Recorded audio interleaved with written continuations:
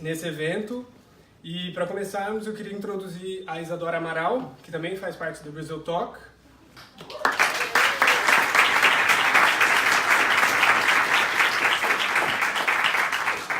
A Isadora é estudante também de mestrado em administração pública aqui, estudou Direito na Universidade Federal do Pará.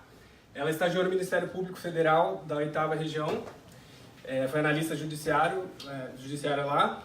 Na CIPA, além do Brazil Talk, ela esteve envolvida com projetos da Open Society Foundations, no Instituto República e no Departamento de Ciência Política de Colômbia.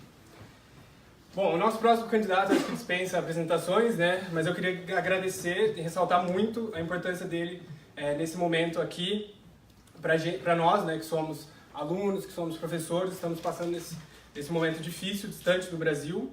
E também queria reconhecer o trabalho dele no Ministério da Educação, que possibilitou que milhões de brasileiros, que diferente de nós, que somos privilegiados, que podemos estudar numa faculdade dessa, conseguiram ter acesso à universidade e garantirem um futuro melhor. Também queria ressaltar o trabalho que ele fez na Prefeitura de São Paulo, tornando a cidade muito mais inclusiva e democrática. É uma honra e um prazer ser o seu xará, e queria convidar agora o Fernando Haddad para a palestra.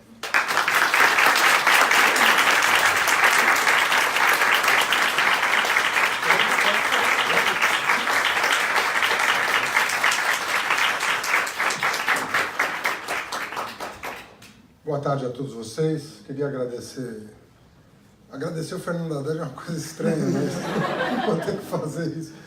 Primeira vez que eu me agradeço. Agradecer ao Fernando Haddad, meu homônimo aqui. Mas eu disse que ele é minha versão internacional, né? Então ele é melhor que eu, né? Que, pelo que eu sei, aí tem um futuro importante pela frente. A Isadora, né, que nos acompanha, a todos vocês pela audiência. Eu vou fazer uma fala mais curta, que o objetivo aqui é que a gente troque informações, aflições, preocupações, mas eu vou contar um pouco do que eu estou pensando, né? Eu estou voltando para a universidade, né? Aliás, voltei em 2017, tirei 90 dias de licença para algumas atividades, vocês conhecem, e voltei agora para a universidade. E como a minha área é Ciências Sociais, né, acho que todo mundo conhece um pouco minha formação, eu tenho uma formação interdisciplinar na área de Ciências Humanas, né, Direito, Economia e Filosofia, e sou professor de Ciência Política. Então eu acabo observando os macromovimentos mundiais sempre com uma grande preocupação de para onde as coisas estão caminhando. E o que a gente pode esperar do próximo ciclo, né? Sempre com a esperança de que a gente possa melhorar, né? De que a gente possa aprender.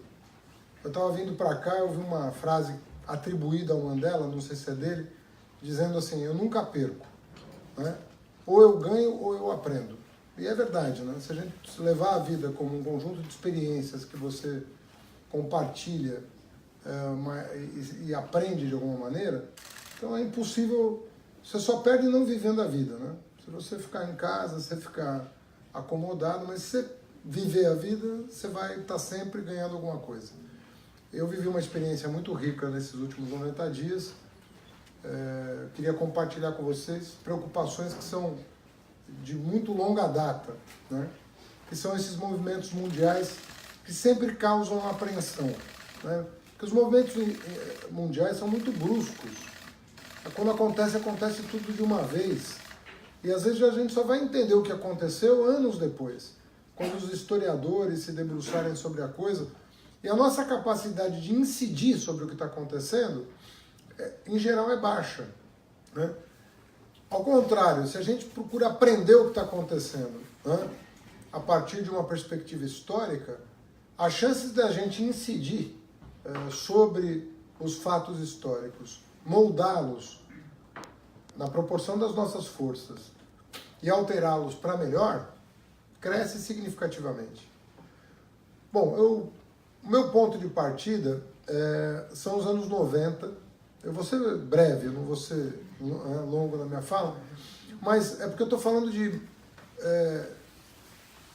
movimentos muito macro. Então é uma coisa que vocês vão logo perceber do que eu estou falando, porque são coisas que já estão devidamente registradas até em livros de história e tal. Nós tivemos um auge do neoliberalismo, o que se convencionou chamar de neoliberalismo, o início dele nos anos 80, né? Todo mundo sabe que o Reagan e a Thatcher tiveram um papel fundamental nesse movimento. Foi uma recuperação na verdade, de um pensamento do começo do século passado, né? Neoconservador. As pessoas falavam em neoliberalismo, na minha opinião, equivocadamente, porque não era um resgate do liberalismo clássico, portanto não era um neoliberalismo, era uma outra coisa, era o resgate de um pensamento conservador do começo do século passado, que reagiu ao crescimento do movimento socialista e social-democrata no mundo inteiro. Então, teve uma onda socialista e social-democrata, e esse pensamento que foi, de certa maneira, reivindicado, era a reação conservadora a esses movimentos, né? Que cresciam na primeira metade do século XX e depois e no pós-guerra também. Sobretudo a social-democracia cresceu muito no pós-guerra, pós-segunda guerra. Então, nos anos 80, eclode esse movimento neoliberal, de desregulamentação, de retirada do Estado de muitas atividades. Isso ganha corpo no mundo inteiro.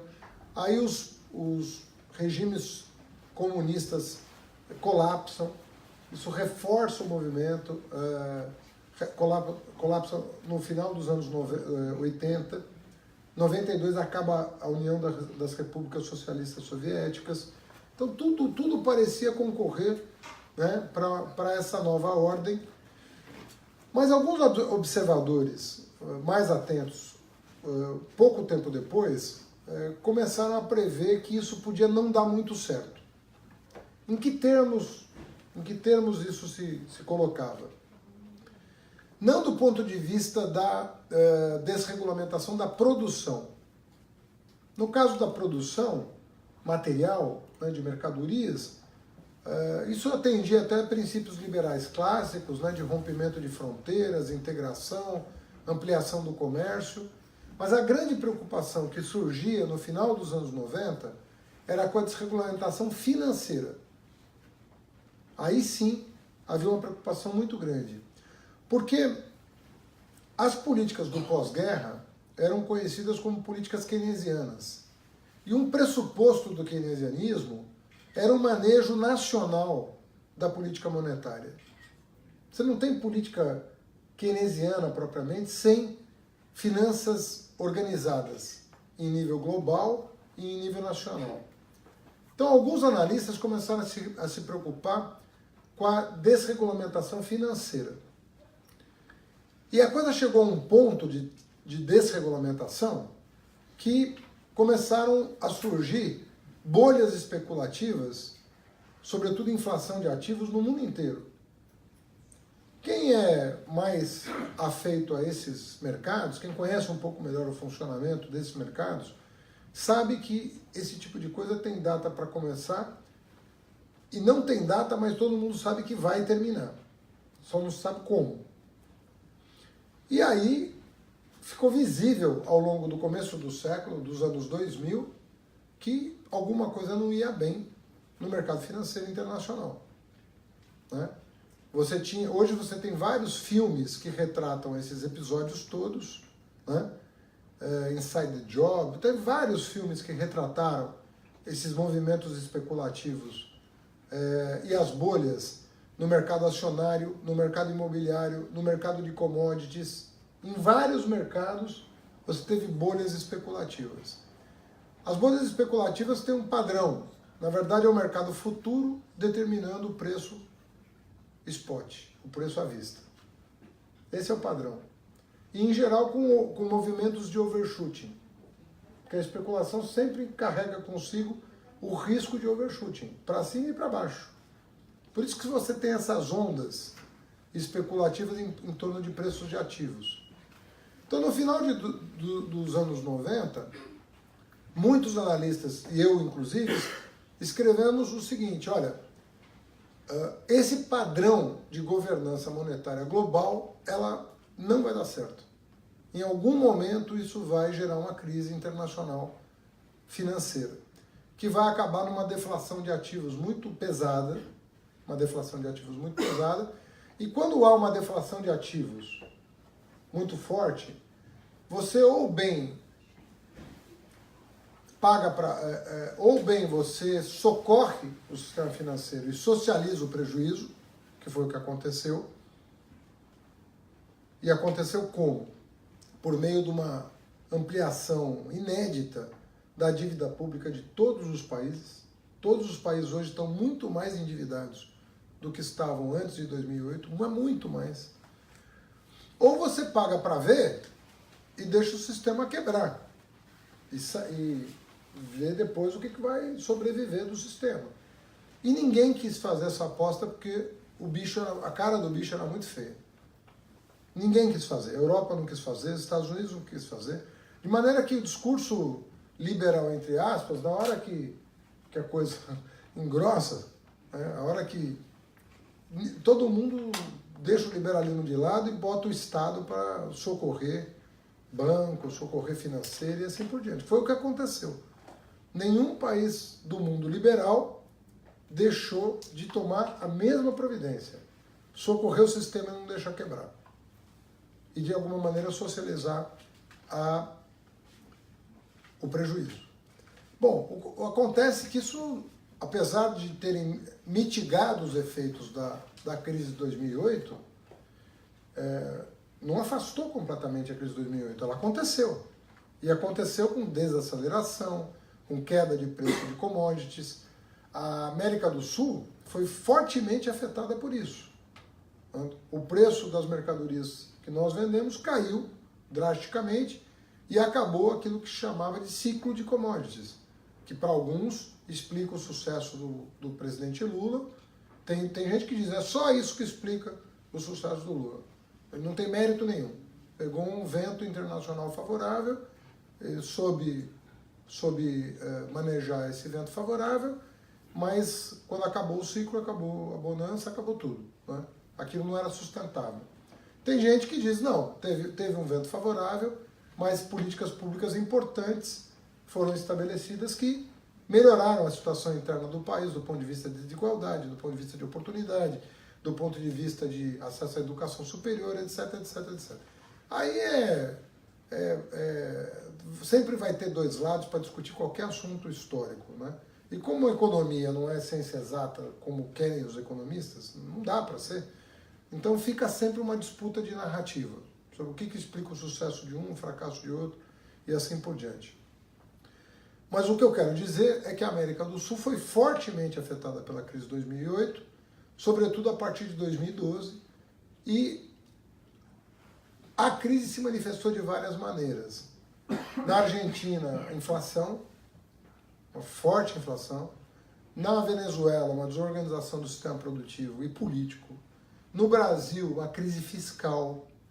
Em cada lugar se manifestou de uma maneira, mas se manifestou em todos os lugares. Né?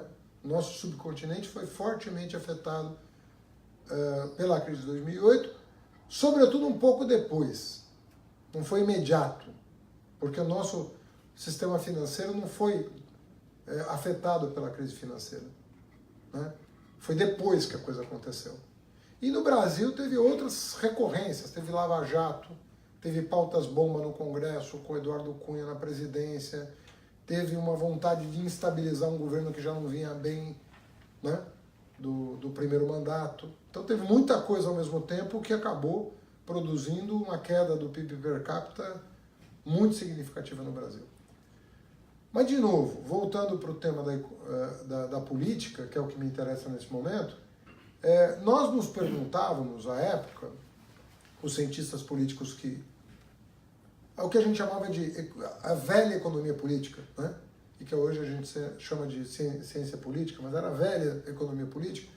Nós estávamos preocupados com as repercussões políticas da crise que se avizinhava. Nós nos perguntávamos assim, bom, a economia vai sofrer os efeitos do estouro das bolhas especulativas. E a gente mais ou menos conhece os efeitos disso. Né? que são temporários, mas podem ser muito cruéis. Depois o sistema se ajusta e vai.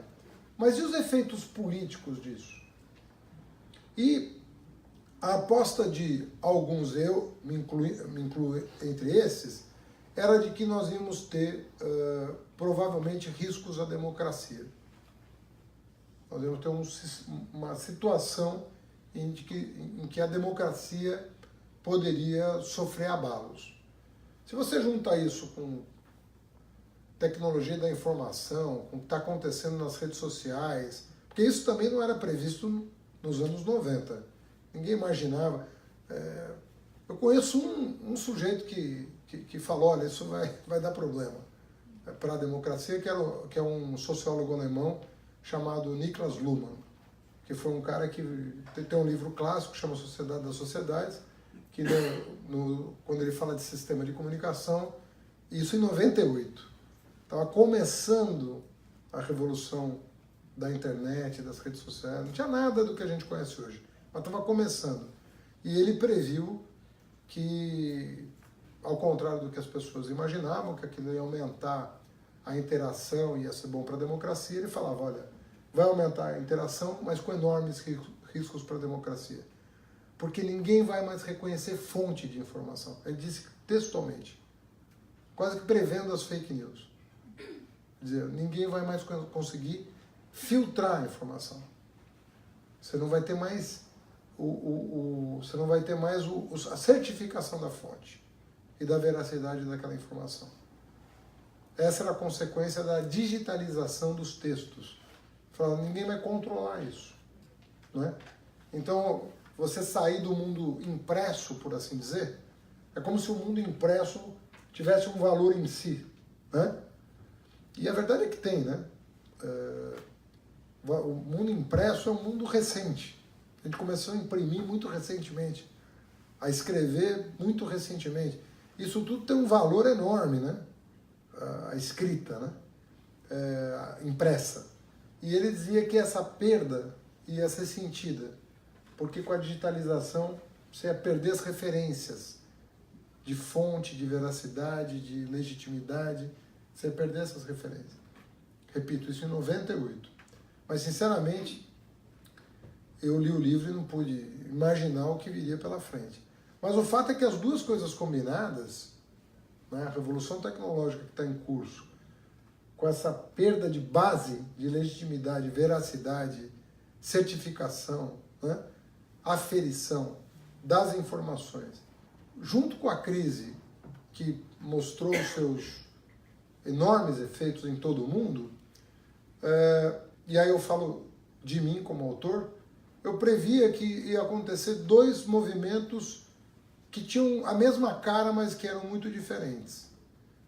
Um movimento no centro do sistema, basicamente Europa e Estados Unidos, e um movimento na periferia do sistema, ou mais particularmente na semiperiferia do sistema. O que é a semiperiferia do sistema? São aqueles países que ficam naquele pelotão intermediário.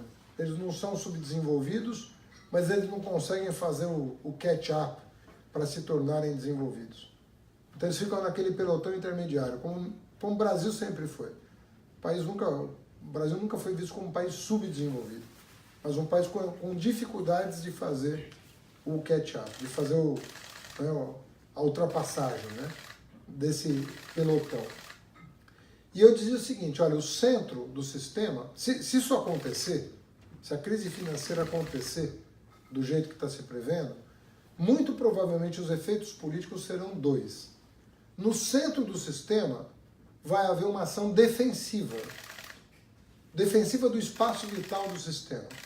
Então vai crescer xenofobia, vai crescer intolerância contra imigrante, vai crescer, eu quase falava de muro. Não falava de muro, mas eu descrevi uma situação de murar a sociedade, as sociedades ricas, para não ter que socializar uma riqueza que já não era tanta, né? Em função do endividamento do Estado, do colapso dos serviços públicos, etc, etc. Então, dizer, olha, o centro ele vai ser reativo e defensivo. Ele vai procurar se fechar, né? inclusive com medidas econômicas. Essa coisa que se discute nos Estados Unidos, né, de sobretaxar, tarifar os produtos feitos na China e assim por diante, sempre a ideia de gerar emprego aqui, proteger a riqueza aqui, distribuir com os locais, com os residentes, ou seja, é reativo ao mundo que se globalizou de uma maneira que trouxe dois tipos de problema para o centro: desindustrialização e uma desorganização das finanças, né? Em função da especulação que elas ensejam. E eu dizia que na semi-periferia do sistema ia haver uma luta para impedir a periferização. Porque o grande problema dessas sociedades intermediárias é o risco de se periferizar. O Brasil não quer ser um país periférico. A Rússia não quer ser um país periférico. Não pode, nem pode pensar na hipótese de se tornar periférico. Né? Quando um país como a Argentina entra em crise, é uma crise mais profunda do que às vezes em qualquer outro país, porque o risco ali é virar periferia, é perder efetivamente as condições de organização da sociedade em bases mínimas. Então, essa mesma crise ia gerar na semiperiferia um outro tipo de intolerância e um outro tipo de direita. Não ia ser um governo de direita como no centro, porque o centro tem grau de liberdade para agir. Então, o que restaria à periferia, à semiperiferia? Primeiro, do ponto de vista formal, também um aumento da intolerância. Isso está crescendo em todo canto. No Brasil está crescendo, na América Latina está crescendo. Não adianta a gente ver as coisas isoladas. No leste europeu está crescendo. O leste europeu também é candidato a se periferizar, se não tomar cuidado. Hã? Então, nesses países, e não é por outra razão que isso está acontecendo na América do Sul e no leste europeu. Porque, na verdade, são países tradicionalmente semi-periféricos que estão correndo risco. E qual tem sido a reação em todo lugar? Um crescimento de governos que alguns chamam de fascista, outros chamam de extrema-direita, não importa o nome que se dê, mas são governos marcados pela intolerância e, do ponto de vista internacional, são governos que buscam se acoplar de alguma maneira a um país que não está na sua própria condição. Esse movimento do Brasil em direção aos Estados Unidos, né, de um acoplamento quase que sem mediação, sabe? Um acoplamento cego. Nós vamos fazer tudo o que os Estados Unidos quiserem. Nós vamos colar nos Estados Unidos, do Trump. Não é qualquer. Né? Não é qualquer Estados Unidos, é esse. Né? Isso vai moldando uma nova ordem que pode comprometer conquistas que são caras ao que a gente chama de Ocidente. E o mais curioso é que hoje existe uma disputa sobre o que é o Ocidente. Porque o nosso futuro chanceler está dizendo que o Ocidente que ele preza não é o da Revolução Francesa, que ele classifica como uma revolução marxista, que aconteceu algumas décadas antes do Marx nascer. Mas, fora a brincadeira, eu até entendo o que ele quis dizer, porque o socialismo se apropriou das bandeiras da Revolução Francesa, igualdade, liberdade e fraternidade, então ele está fazendo uma confusão anacrônica, mas que faz algum sentido. Ele fala, o Ocidente que eu reivindico é o Ocidente da tradição grega e cristã. São valores fundamentais que eu quero resgatar do cristianismo. Então a referência dele de Ocidente é uma referência que,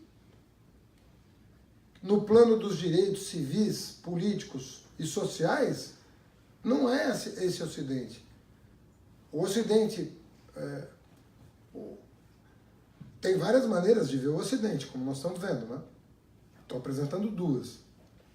Mas, em geral, a gente costumava ver o Ocidente, do ponto de vista jurídico, institucional e político, como uma construção histórica em que jornadas de ampliação de direitos eram visíveis, começando pelos direitos civis, né?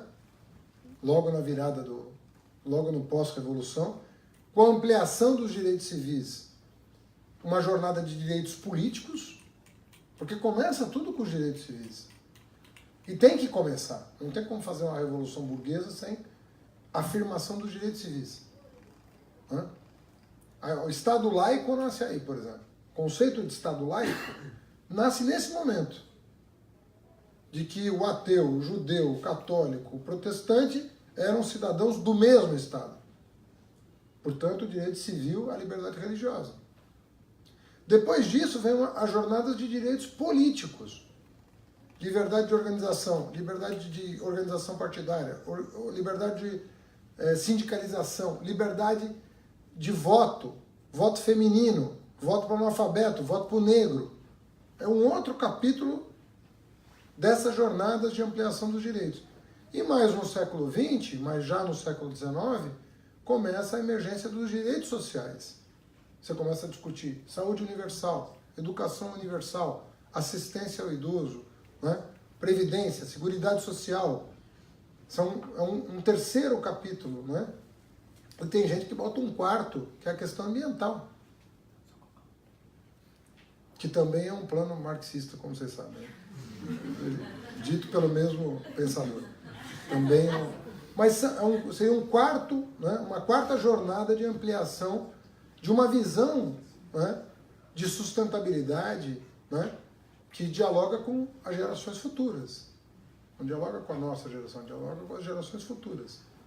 Então são jornadas que podem ser destacadas. E esse outro Ocidente, que também existe, né? Que é o Ocidente dos valores, dos fundamentos e tal, é em geral o Ocidente que está sendo reivindicado por essa onda conservadora cada vez mais presente na política mundial. Aqui nos Estados Unidos vale para o Brasil, e que tem feito a diferença na política. Tem sido um argumento da política. Está no repertório dos políticos cada vez mais. E quando isso acontece, os democratas, né, mais fundamentalistas no sentido libertário, né, do termo, começam a se preocupar, porque você pode usar essa retórica para, por dentro da democracia, solapar as bases da própria democracia. Porque começa a vir um discurso que é incompatível com a visão moderna de democracia. Quase que resgata... Por que ele fala da Grécia? Não é? As pessoas, às vezes... Né? Ele fala de coisas interessantes, que você vai parar para pensar e falar, faz sentido. Porque na Grécia, a democracia era direta e era uma democracia da maioria. Não tem esse negócio de direito de minoria. Na democracia antiga, não existe esse conceito. Por exemplo, se uma comunidade, né, uma tribo lá, né, resolvesse adorar um Deus, não tem um cara da tribo que fala, olha, no gozo da minha liberdade, eu vou desrespeitar esse Deus, vou ofender ele às 10 horas toda noite, vou virar as costas para ele. Hoje você pode fazer isso aqui, na Grécia não, aquele Deus é aquele Deus, e é de todo mundo, é de toda aquela comunidade. Né? Então, a democracia grega e romana é uma democracia que não dialoga com a liberdade moderna. A liberdade moderna, são as liberdades civis e políticas, não existiam na Grécia, nem em Roma. Não é concebível. Portanto, é uma democracia exclusivamente da maioria. Não é uma democracia que respeite o direito das minorias. E é muito comum, no discurso desses novos líderes que surgem, dizer o seguinte... E aqui eu não vim aqui fazer crítica nem proselitismo de partido, não, estou dando uma situação de fato. Quando uma pessoa diz, aqui todo mundo é cristão, o Estado é cristão, não vou discutir esse assunto, ele está remontando a essa tradição, em que não havia espaço para liberdade religiosa. Então, uma pessoa que segue uma religião de matriz afro está excluída dessa comunidade, na visão desse... Porque ele não está respeitando a maioria que é cristã. Quando, na verdade, é o Estado que tem que respeitar todas as crenças. E, a partir daí, cada indivíduo ser tolerante. Né? A tolerância vem daí. Né? Do Estado dizer, eu próprio, né? Eu, Estado, não tenho uma religião oficial, mas vou garantir, vou dar segurança a todas as crenças.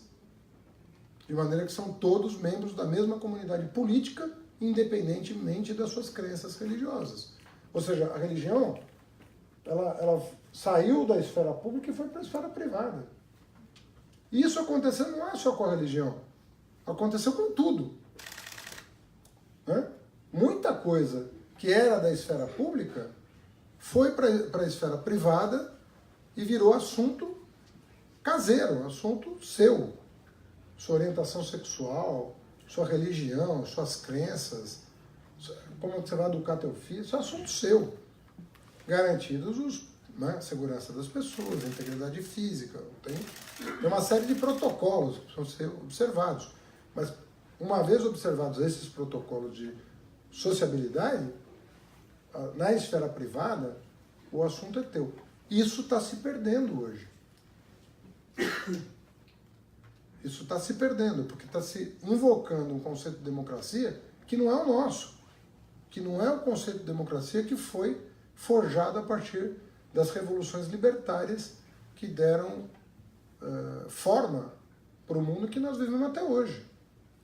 E que, de novo, é de ampliação de direitos.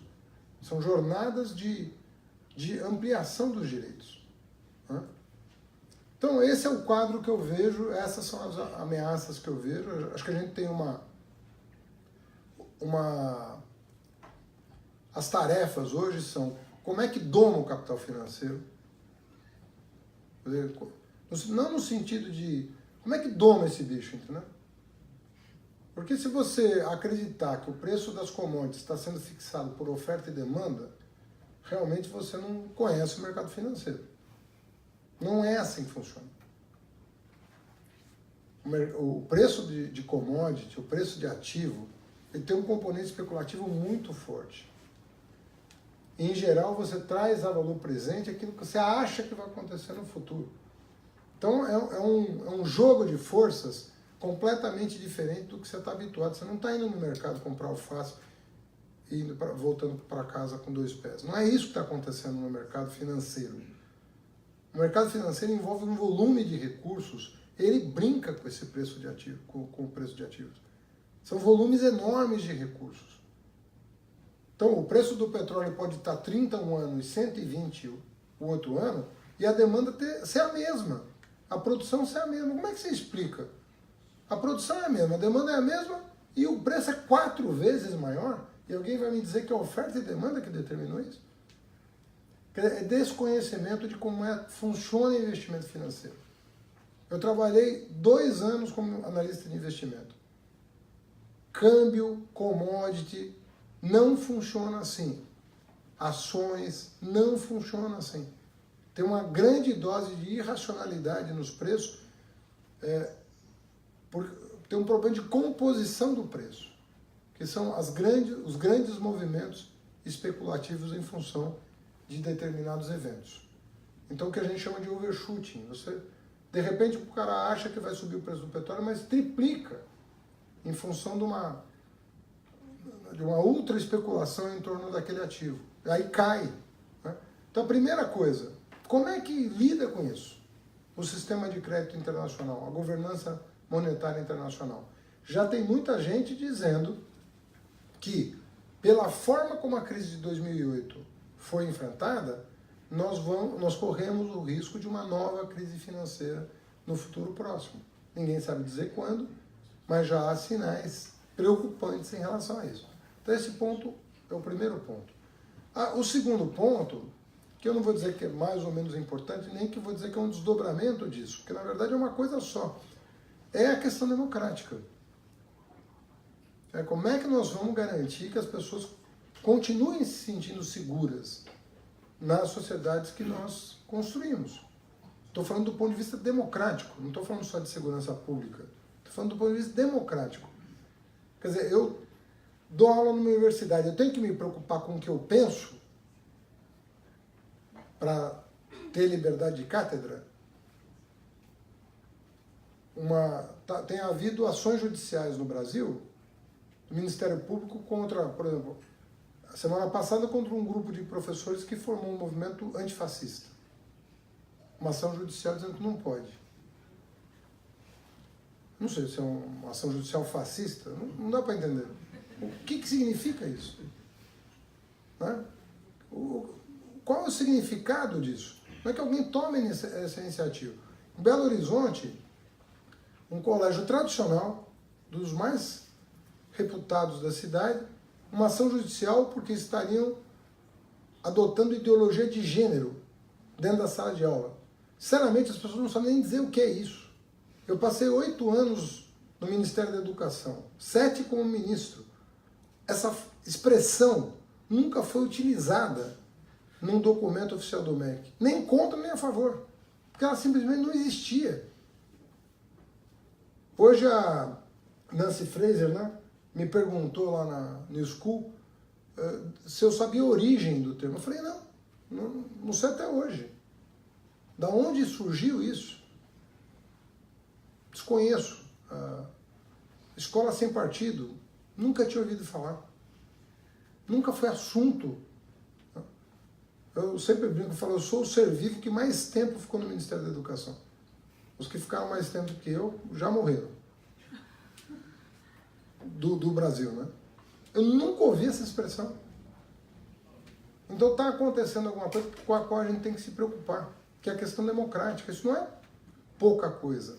As pessoas se sentirem seguras, independentemente de cor de pele, gênero, orientação sexual, crença religiosa, que pensa na vida, ideologia, as pessoas se sentirem seguras a esse respeito é muita coisa. Foram 200 anos para construir isso. Dá segurança para as pessoas. Você pode ser quem você quiser. Essa é a lei, você pode ser quem você quiser. São assuntos de foro íntimo teu. E isso também hoje tá em jogo. Então são tarefas, não são tarefas quaisquer, né, que as pessoas têm pela frente. É como agir no sentido de fortalecer um sistema econômico que esteja, de certa maneira, protegido da especulação, da mega especulação financeira que acontece por parte de grupos privados, como proteger a sociedade disso e como proteger a sociedade do crescimento indesejável da intolerância em função dessa anarquia econômica que nós estamos vivendo no mundo. Então, nós temos que compatibilizar isso para dar estabilidade para um sistema em que todo mundo se sinta seguro e se respeite. Independente, você não pode ser desrespeitado pelo que você pensa. Né? Nem um professor, nem um cidadão. Então, tem um desafio muito grande pela frente e eu acho que a gente devia se preocupar independentemente do nosso ponto de vista sobre se está certo ou errado uma coisa ou outra. Não é disso que nós estamos falando. Nós estamos falando dos pressupostos da convivência harmônica, né? Do ponto de vista econômico e do ponto de vista político. Fernando Haddad, a palavra é tua, se você quiser. É Isadora?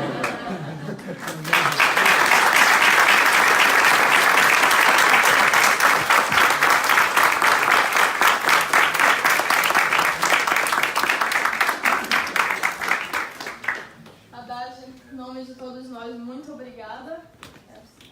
Não sei se está funcionando. Como o outro Fernando introduziu, meu nome é Isadora, eu sou estudante de Administração Pública aqui na CIPA. E para dar início a essa sessão de perguntas e respostas, a gente vai iniciar com alguns questionamentos feitos pela equipe do Brasil Talk e depois a gente abre para vocês. Então, nosso primeiro questionamento, Haddad, tem a ver com a movimentação de base nas periferias do Brasil. A gente achou que um dos momentos mais marcantes da tua campanha foi no comício do Rio de Janeiro, quando o rapper Mano Brown fez uma crítica no sentido de que a esquerda haveria perdido alguns laços de comunicação com a periferia, com as comunidades mais vulneráveis. E a gente sabe que, historicamente, a esquerda tem esse papel de acolhimento das pessoas mais carentes. E acredita-se que, quando houve a ascensão ao poder, muito disso se perdeu. E, nesse vácuo, algumas das lideranças que tomaram esse espaço podem ter sido as igrejas evangélicas, e isso teve um papel de grande influência nessas eleições. Então a gente te pergunta o que você pensa a respeito dessa crítica e o que você acha que pode ser feito para a esquerda retomar esse movimento de capilaridade, de mobilização em massa da periferia e das comunidades vulneráveis no Brasil.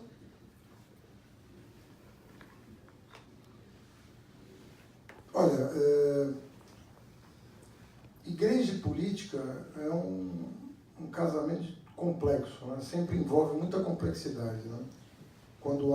Mas efetivamente hoje você tem no Brasil um fenômeno que não é novo, mas é recente, e um crescimento exponencial do neopentecostalismo no Brasil.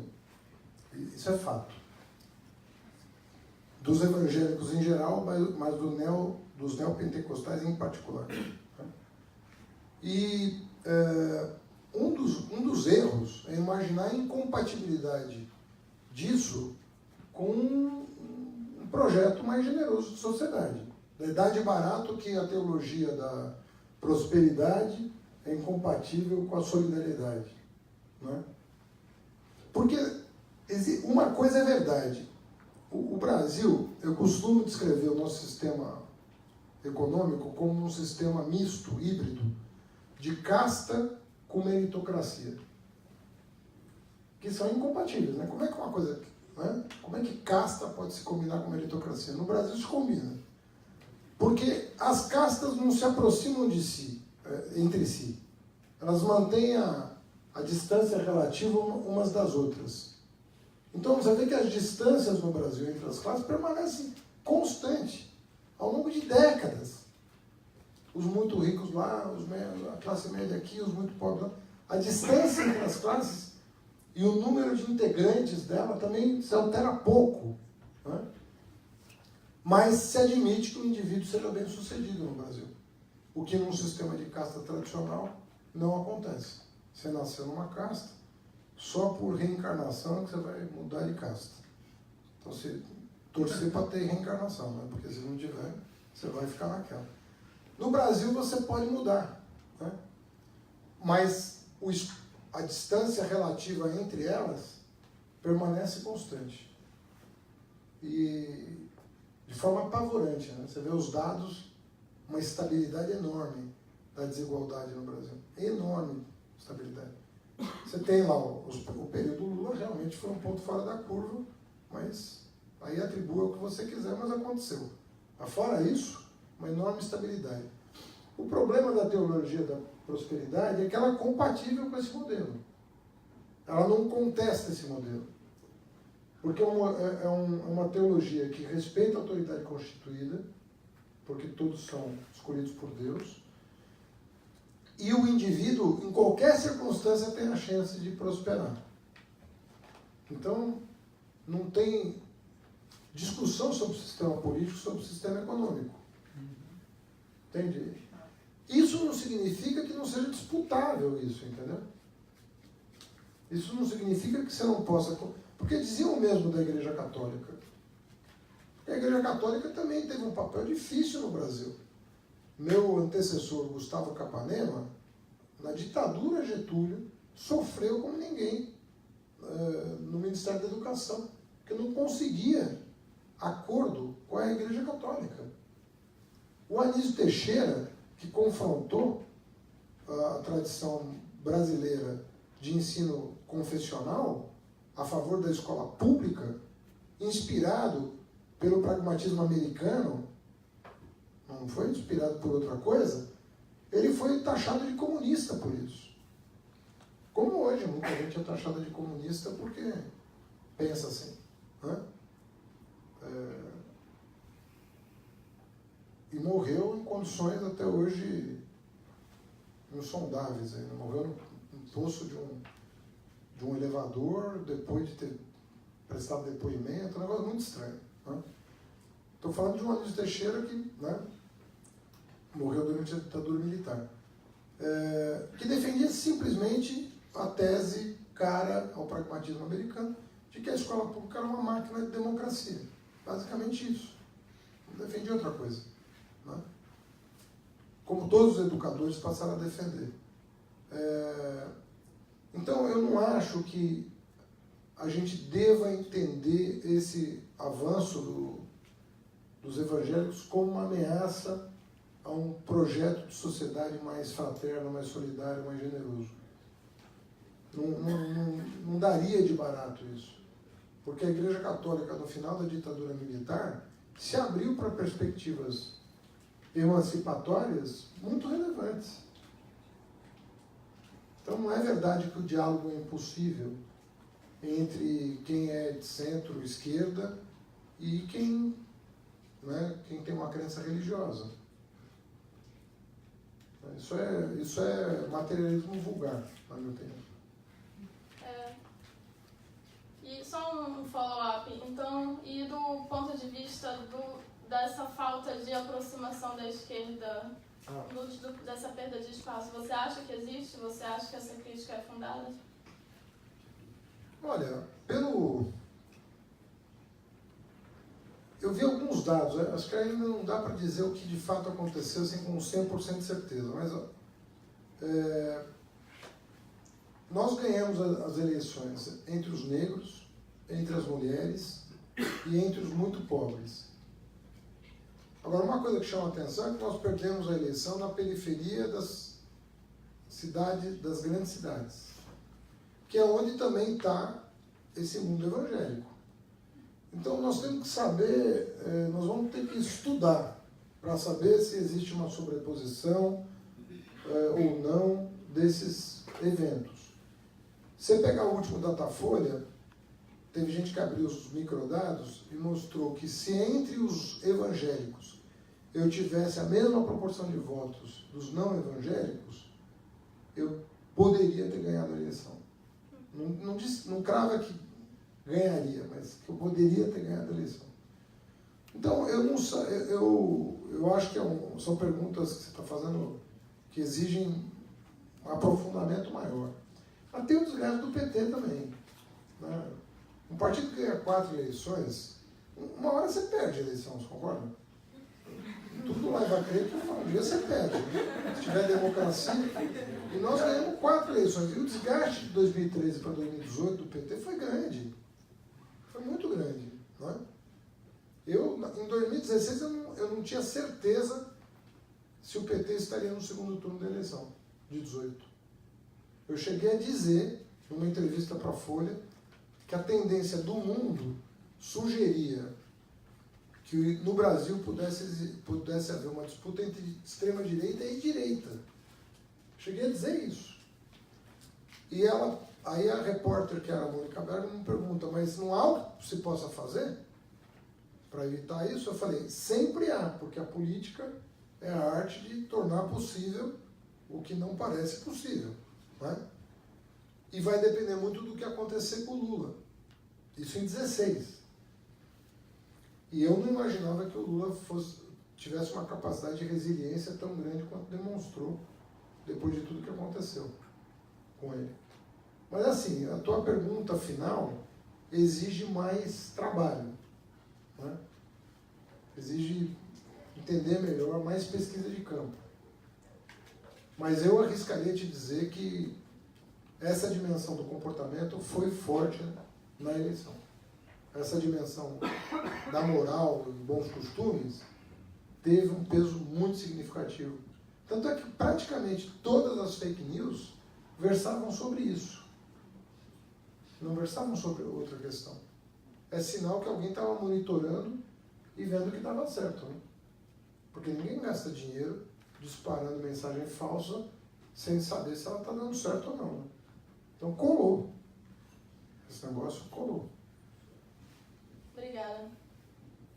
A nossa segunda pergunta, eu não poderia deixar de fazer. Como brasileira da Amazônia, eu sou do Pará e morei no Amapá também. E lá hoje a gente tem um quadro de aumento do desmatamento, aumento da violência no campo por conflitos agrários. Cada vez torna mais difícil a legitimação da posse de indígenas, de comunidades tradicionais. Há também o enfraquecimento de agências de controle, como o INCRA e a FUNAI nos últimos anos. Então, a nossa pergunta para ti é como você vê esses perigos de curto prazo e as possíveis consequências, e como você acha que devem ser priorizados, como os movimentos sociais envolvidos podem priorizar estratégias para conter ou reverter essa situação? Olha, a melhor estratégia para defesa de direitos é uma liga internacional, porque é óbvio que você vai ter grupos internos ao Brasil que vão ser reprimidos, diga-se de passagem, que vão defender a Amazônia, vão defender a reforma agrária, vão defender que a função social da propriedade, vão defender tudo que está na Constituição, né?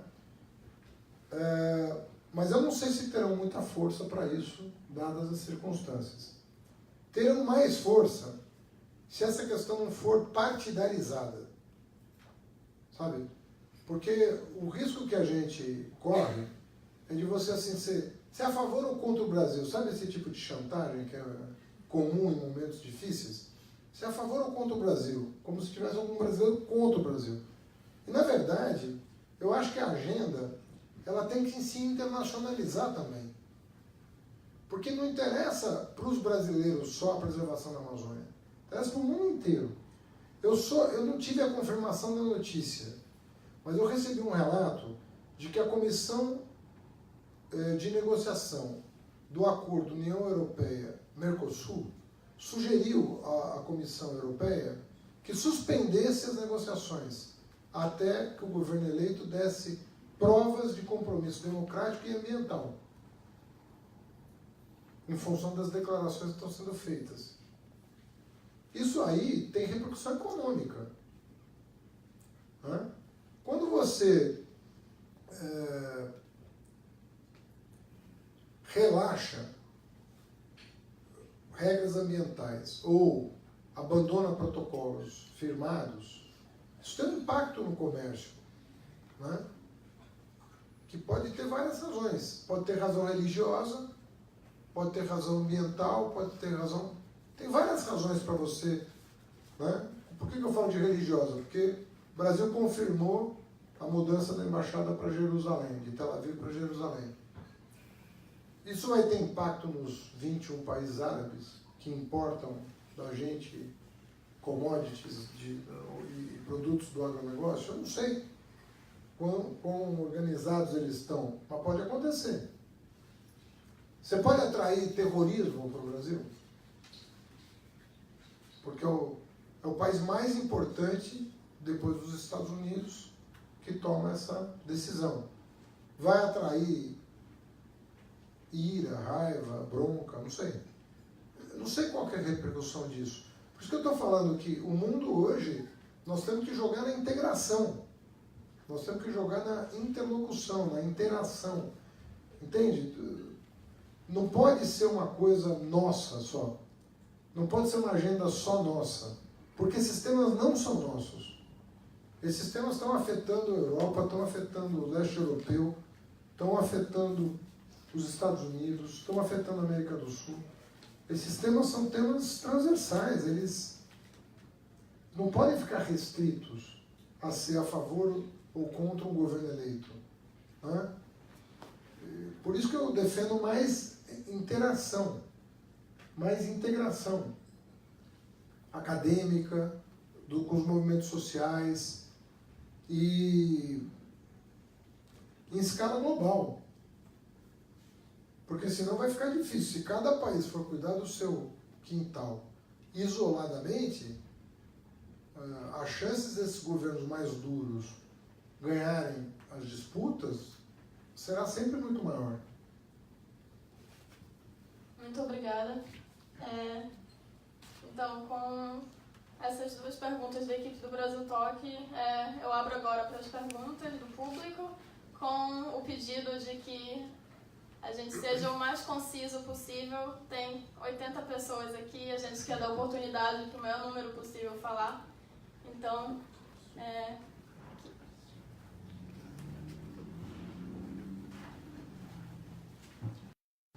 uma pergunta sobre a área de educação. Acho que nos próximos anos, sem nem pensar na loucura de escola sem partido, o Brasil vai ter vários desafios de educação, principalmente que a gente está repensando o que vai ser ensinado por meio da base, como financiar todo esse sistema por meio da revisão do Fundeb. E nesse cenário, o que você acha que a sociedade civil pode fazer para tentar barrar algumas atrocidades que podem vir ou, enfim, tentar melhorar alguma coisa?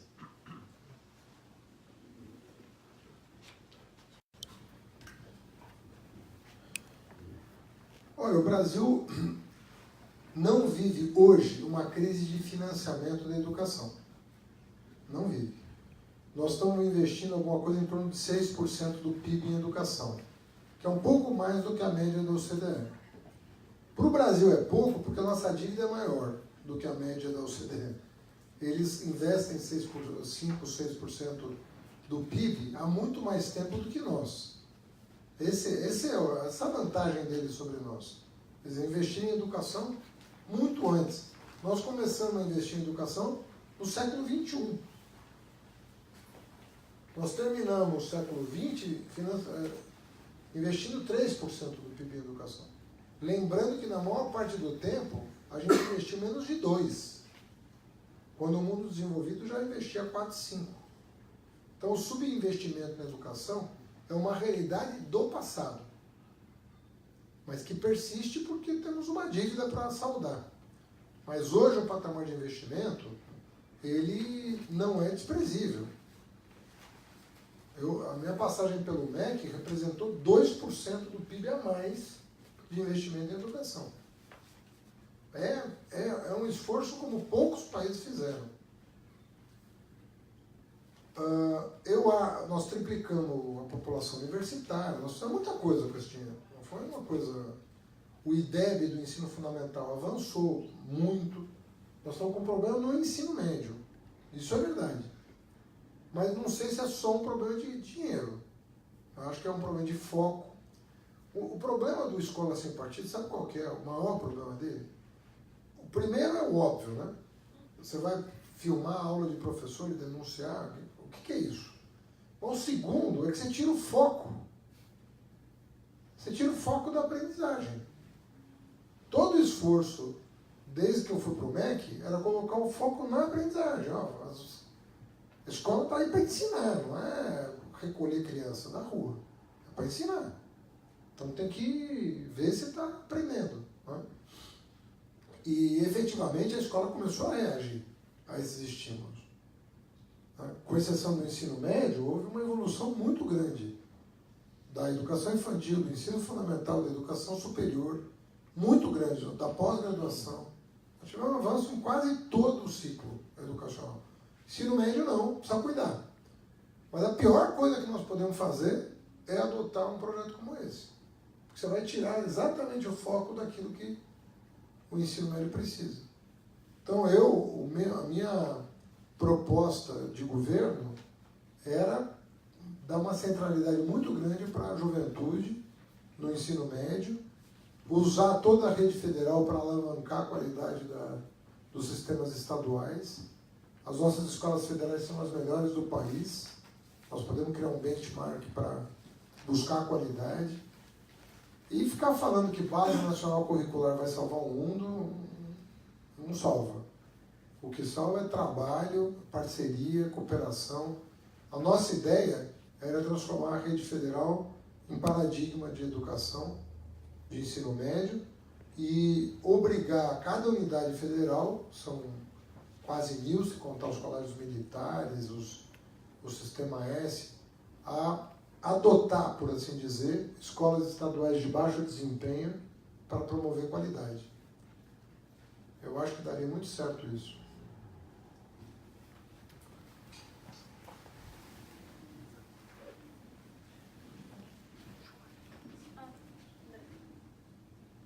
Camisa preta, isso. Obrigado, desculpa meu português. Jovem não acredita mais nas ideologias da esquerda, de direita. A gente jovem quer resultados. Especificamente no Brasil, o problema mais crítico, a corrupção, acho eu. Quando eu trabalhei na Casa Branca, eu falei com Antônio Patriota, um diplomático brasileiro, e ele queria pôr o Brasil como um intermediário mundial entre os Estados Unidos, a China e a Rússia, né? Mas a gente pensava que era uma piada, porque nos problemas em casa, no Brasil, com corrupção, não permitiam o Brasil cumprir esse rol. Agora a piada somos nós, aqui nos Estados Unidos, como Trump. Como você pode ver, as ideologias direita e esquerda, a corrupção um problema, e minha pergunta para você é: qual é o caminho para a gente jovem do Brasil? Qual é o caminho a seguir? Obrigado.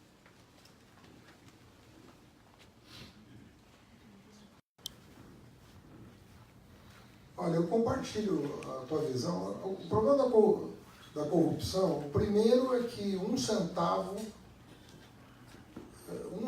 arrecadado é muito dinheiro para quem está na gestão pública, para fazer o que deve ser feito. Então, é realmente um crime grave você desviar dinheiro público, porque é tão difícil arrecadar e custa tanto para a sociedade compor o fundo público, que se aquele recurso não for bem destinado, aquilo passa uma ideia horrível, né? De que as coisas estão sendo muito mal feitas. A segunda coisa é que afasta as pessoas da política. Então, pessoas que se disporiam a ajudar, né, a servir ao Estado, nem que se fosse temporariamente, acabam se afastando. Falar, não quero me meter com isso, porque todo mundo é bandido. O terceiro ponto é que, infelizmente, os órgãos de controle, seja a imprensa, seja o Ministério Público, seja o Poder Judiciário, seja os tribunais de contas, não concorrem para discernir quem errou de quem não errou. Então vai gerando na cabeça das pessoas a ideia de que todo mundo errou, todo mundo erra, todo mundo que está na política erra. Eu vou dizer para vocês que isso não é verdade. Se nós tivéssemos mais cuidado na apuração das coisas, um pouco mais de cuidado, um pouco menos ânsia de punitivista, o cuidado com as pessoas, a gente ia chegar a resultados melhores, na minha opinião. Quarto lugar, o Brasil sofre de um mal que o Raimundo Fauro chamou de patrimonialismo, que é essa coisa de que todo empresário brasileiro é dependente do Estado. Uma grande parte dos empresários brasileiros são dependentes do Estado. Para ter corrupção, precisa ter corruptor. Para ter corruptor, alguém precisa ter dinheiro. Né? A corrupção parte de quem tem dinheiro, porque você não consegue corromper alguém se não tiver dinheiro. Né? Então, criou-se no Brasil a tese da concussão. O empresário corrompe porque ele é achacado pela máquina pública. Você compreende o que eu estou dizendo? O empresário é obrigado a pagar porque ele é pressionado, senão ele não consegue ver os seus negócios. Isso não é verdade. Isso não é verdade. O maior beneficiário da corrupção é o corruptor no Brasil. Faça as contas. Quem ganha dinheiro com a corrupção no Brasil é o corruptor. É difícil explicar isso para as pessoas, porque na visão das pessoas, que seria razoável supor. Não, o corrupto é que é o beneficiário da corrupção. No Brasil, eu te digo, não é verdade. é o corruptor o maior beneficiário da corrupção. Ele fica com 90% do ganho da corrupção. E compra na bacia das almas quem vai beneficiá-lo. Então isso tudo precisa... Agora, o que aconteceu no Brasil, vamos ver se a gente tira proveito disso. No sentido de mudar de patamar. Corrigir esses problemas todos, né, e fazer disso uma experiência para melhorar enquanto país. Eu tive uma experiência na Prefeitura de São Paulo. Eu criei uma controladoria na Prefeitura de São Paulo. Não tínhamos uma controladoria. Eu nomeei o melhor técnico que eu conheci e dei carta branca por lei para ele agir. Em 3 meses, ele descobriu o maior esquema de corrupção da história da cidade.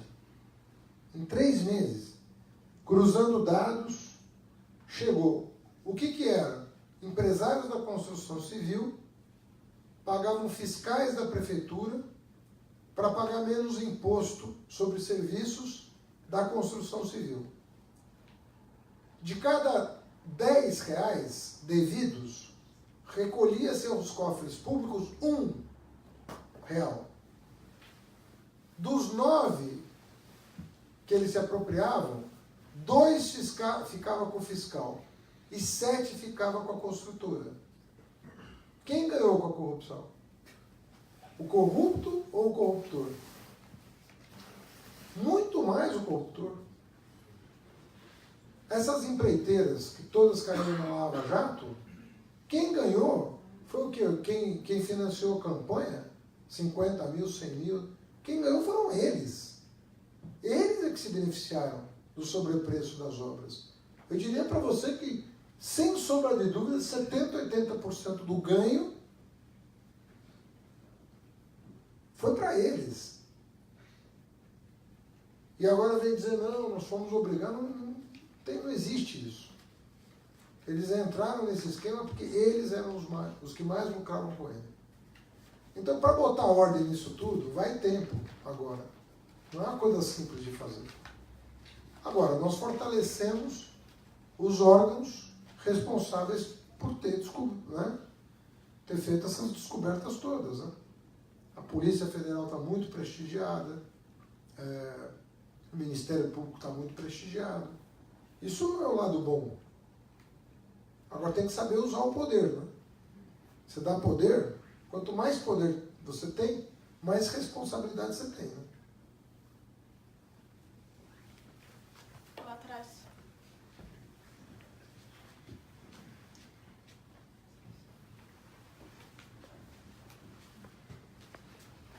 Boa noite, Radar. Muito bom te ouvir. E 2013, os grandes manifestações de 2013 apontavam para uma fragmentação política muito grande. E muitos quadros da esquerda, se não me engano, até você, naquele artigo da Carta Capital, citou que a esquerda não soube ler 2013. Passando todo esse período de baixa do PT, agora nas últimas pesquisas, em 2018, o PT segue sendo o maior partido do Brasil, com preferência dos eleitores voltando a níveis de 2014. Queria que você comentasse um pouco essa ideia de que a esquerda não soube ler os protestos de 2013 e também, do ponto de vista partidário, se você entende que o PT está preparado para lidar com esse novo cenário e formas de organização política pós 2013.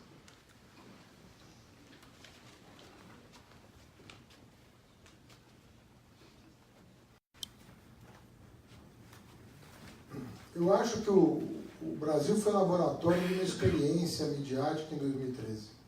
Ninguém põe 1 milhão de pessoas na rua por causa de um aumento de 6% da passagem de ônibus. Não tem isso. Sabe essas fantasias que as pessoas criam? Vai botar 1 milhão de pessoas na rua. Depois daquilo teve 4 aumentos de passagem de ônibus e não aconteceu nada. O movimento que deu origem aos protestos nem existe mais. Então aquilo já foi um laboratório. E eu dizia, não é que eu... Quem é que não quer transporte gratuito para todos? Eu sou super a favor. Agora, me arruma uma fonte de financiamento, né? Que era o que eu pedia. Eu falei, vamos negociar uma fonte de financiamento. E eu, inclusive, apresentei a proposta de municipalização de um tributo sobre o combustível, chamado CID, que daria condições para os prefeitos começar um processo de gratuidade, que poderia culminar na gratuidade geral do transporte público. Belíssimo projeto. Transporte público gratuito, não seria bacana isso? Para o meio ambiente, para a questão social. Não tem contraindicação uma coisa dessa. Né?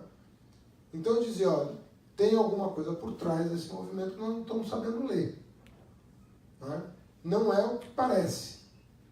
E na minha opinião eu estava certo, em 2013, em dizer que não era o que parecia. E eu acho que ali já teve uma onda de rede social. Depois que a gente conheceu os escândalos da Cambridge Analytica, eu acho que ficou meio claro que ficou fácil. Eu não sei o que está acontecendo na França. O que aconteceu na França semana passada? Uma coisa notável, né? De repente, para a França. Por causa de... Sabe, tudo bem, tem o estupim. Não estou negando que o estupim existe. Mas para aquilo que está acontecendo na França, eu não sei. O Brexit, todas as pesquisas davam uma coisa diferente. Mesmo aqui. Né? Então tem muita coisa acontecendo. Tem pesquisadores sérios. Tem uma entrevista que eu li de um americano, P.W. Singer. Não conheço. Alguém conhece? Que está escrevendo sobre o fenômeno das redes sociais. E dizendo o seguinte, olha, é o mesmo evento, não se iludam. Estados Unidos, Reino Unido, Brasil, Itália, ele fala da Itália, é o mesmo fenômeno de operação de rede que está acontecendo. Né? Então, como já teve até confissão de que as ações do Facebook caiu dramaticamente, todo um problema de governança interno está sendo revisto. E por que migrou para o WhatsApp? Porque o WhatsApp é person to person, então você não tem como rastrear. O Facebook você ainda tem, o Twitter você ainda tem. No WhatsApp você nem rastreia. Você pode fazer milhões de disparos, bilhões de disparos com notícias falsas, você não vai conseguir nem identificar quem disparou. Usam telefones celulares no exterior, vários pontos de disparo, várias mensagens diferentes. Você não consegue rastrear o que aconteceu. E eles não abrem os dados também, para que isso seja possível. Então, eu acho que houve uma incompreensão, inclusive em 2018. O PT não se preparou para o que aconteceu na última semana do primeiro turno. Não tinha uma inteligência preparada para aquela ofensiva que definiu a eleição. A eleição foi definida no primeiro turno, na última semana do primeiro turno. Depois nós tentamos no segundo recuperar um prejuízo, mas que já estava dado. Já estava dado. E recuperamos em parte. Mas para você combater esse tipo de coisa, você precisa de tempo. Você não tem tempo. 3 semanas, um tsunami daquele, você não consegue reparar. Né? E eu acho que o PT e a esquerda têm que se preparar para esses novos tempos. Né? Eu não acho que a esquerda esteja preparada, não, respondendo a tua pergunta. Não vou nem falar do PT, estou falando da esquerda em geral. Não está preparada. Né? Porque é tudo muito novo. Então você precisa... Não é fácil se lidar também. Não estou aqui subestimando a tarefa, dizendo, incompetente. Não é incompetência. É que o desafio é grande. Onda neopentecostal, rede social, desindustrialização, perda de base sindical. É muita coisa acontecendo simultaneamente. Como é que se reorganiza utopia, pensamento criativo, né? Em que novas bases vai se dar? não tem uma resposta para isso. E você não pode ficar torcendo para um governo dar errado para você ganhar o poder, né?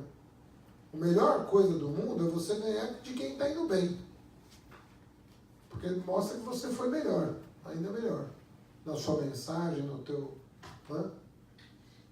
Se der errado, é possível que o PT possa ganhar uma eleição. Mas não é assim que a gente devia trabalhar. A gente tem que trabalhar com a hipótese deles darem certo. E da gente dar mais certo que eles. São mais 2 perguntas ali no meio.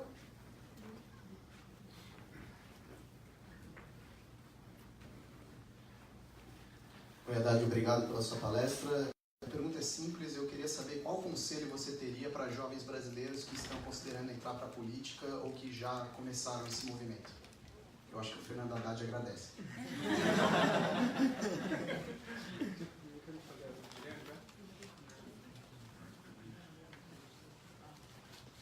Oi, Haddad, eu queria perguntar como que você vê a questão da segurança pública no Brasil, mais especificamente se você vê como uma responsabilidade mais dos estados ou se virou uma questão de segurança nacional. E, seguindo essa pergunta, se você acha que a descriminalização do uso de algumas drogas pode melhorar os índices de violência no Brasil. Obrigado.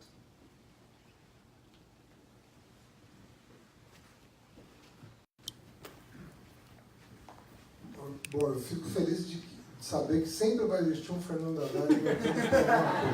É uma grande notícia. Mas, olha, eu tô vendo um esforço de renovação, né? Assim, tem aparecido novos grupos, isso tem acontecido, né? Coletivos, na área da cultura aparece muita coisa, que acaba tendo repercussão política, né? E eu acho que assim, o sistema tradicional colapsou de tal maneira que efetivamente é uma boa hora para pensar em fazer alguma coisa, porque há espaço hoje no Brasil para fazer alguma coisa, né? Eu acho que renovação vai acabar tendo. Eu não fico muito preocupado com esse tipo de questão. Não tem vácuo. Não existe, sabe? Não tem isso. Vai acontecer. O espaço vai se abrir e vai acontecer, né? Surgiram figuras novas aí na política. Não sei se vão dar certo, se não vão. Mas o fato é que tem movimentos acontecendo. Agora, tem gente se filiando ao PT, tem gente se filiando ao PSL, tem gente... Está acontecendo isso toda hora. Está tendo uma onda de filiação partidária. Eu acho que vai aumentar o número de filiados no Brasil. Somando tudo. Eu acho que vai aumentar o número de filiados. Então eu acho bom que as pessoas participem. Agora, o conselho que eu dou é o seguinte, não viva da política. Você pode viver para a política, mas não da política. Eu acho que o conselho... Eu recebi esse conselho quando eu fazia movimento estudantil. E nunca quis depender da política. Para nada. Sabe? Depender. Porque você perde independência política. E a melhor coisa de fazer política é a independência. Se você começar a ficar refém de estruturas, aí... Sabe, é muito...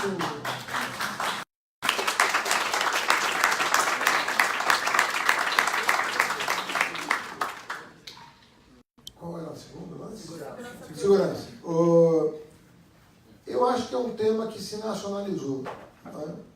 Porque se tem uma coisa que piorou no Brasil foi segurança pública. Segurança pública piorou no Brasil. Então, tem um limite a partir do qual é impossível o presidente da República não chamar o problema para a mesa dele. Sabe? Não tem jeito. Chega uma hora que é nacional, então não tem, é irreversível. O problema da segurança pública se nacionalizou. Quanto tempo isso vai durar? Pode ser que para sempre. Eu espero que para sempre, sabia? Porque eu sou muito a favor de um sistema de segurança pública nacional, não federal, nacional. integrado, sabe? Com ciclo completo, com inteligência, com investimento, sem foco no encarceramento, com foco no resultado. O foco tem que ser o resultado. O meio não pode ser o foco, né, gente? Né? O meio não pode ser o... Quando você vai estabelecer meta de segurança pública, não pode ser quantas pessoas você vai prender no ano seguinte, né? Prender alguém ou não é um meio para se atingir um objetivo, que é diminuir o homicídio, roubo, estupro. Isso que devia ser o foco da segurança pública. Desse ponto de vista, nós estamos fazendo tudo errado. Então, você falava lá de... a tua pergunta suscita, né, questões importantes. Qual que é a política de encarceramento que dá o melhor resultado de segurança pública? Né? E certamente não é essa. Né? A nossa política de encarceramento aumenta o crime. Então tem alguma coisa errada, né, com a política de encarceramento. Então, é trocar o meio pelo fim. Né? O Brasil é especialista nisso. A gente vive mudando a ordem das coisas. Então, o foco é o quê? Um presidente quer chamar... Foco é o seguinte, são 63 mil homicídios. Esse ano está fazendo um pouco menos, pelo que eu vi. Acho que vai cair. Então, vamos supor que seja 55, 50... Vai ser por aí. Vamos fixar uma meta de reduzir em 50% em 5 anos? Uma ideia? Não sei. O que é factível? Mas daí tem que vir a política. Inclusive a de encarceramento. Inclusive a de encarceramento. E tem que valer para outros crimes também. Tudo bem que o homicídio é com que se trabalha no mundo porque não tem subnotificação. É muito difícil você subnotificar um homicídio. Ele acaba, né, sendo... Que houve homicídio acaba se sabendo. Quem matou é outra coisa. Mas que houve, você fica sabendo. Os outros crimes, estupro, tem muita subnotificação. Roubo, furto, tem muita subnotificação. Então, geralmente, o indicador que mais se presta atenção é esse. Mas eu faria de outros crimes também. Eu acho que estupro no Brasil é uma coisa, é uma boçalidade que acontece estupro no Brasil. Então, tem que ter uma política pública voltada para isso. Mas, de novo, é meta. Né? Você tem que ter meta. Perguntas mais delicadas, né, que fazem, eu sempre inverto a ordem da pergunta. Falo, você é a favor do aborto? É uma pergunta que, na minha opinião, não tem nem sentido, porque eu não conheço ninguém que diga que é a favor do aborto. Do aborto, realmente não conheço. Você não vai fazer, porque se alguém for a favor do aborto, ele tem que ter meta para aumentar o número de abortos no ano seguinte, né? Seria isso, razoável. Ninguém vai propor isso. Então ninguém pode ser a favor do aborto. Agora, qual é a política pública mais eficaz para reduzir o número de abortos? Aí cabe a discussão. O que é mais eficaz? Se as pessoas são contra o aborto, elas têm que pensar gravidez precoce, gravidez indesejada, se encarcerar melhora ou piora, se aumenta o número de mortes de mulheres. O que acontece na prática? Aí você vem com a política. Se o objetivo é fazer com que o jovem consuma menos droga, talvez a nossa política atual seja a pior possível, porque ela estimula o consumo. Então, eu acho que é fazer a pergunta correta. A política se faz com a pergunta certa. Não se faz de outra maneira. Você tem que fazer a pergunta certa para chegar no resultado certo. E eu acho que tem muito... Nesses temas todos, em geral, se inverte a lógica. Né? E aí se perde na discussão. Esse é o ponto, esse é o problema. Haddad, de novo, muito obrigada. A gente tem que encerrar. Você quer fazer as considerações finais? Ver se ele queria fazer alguma mensagem final. Não, agradecer esse papo ótimo que tivemos, as perguntas excelentes, e dizer que eu estou empregado aí no setor de educação, se quiser me convidar mais.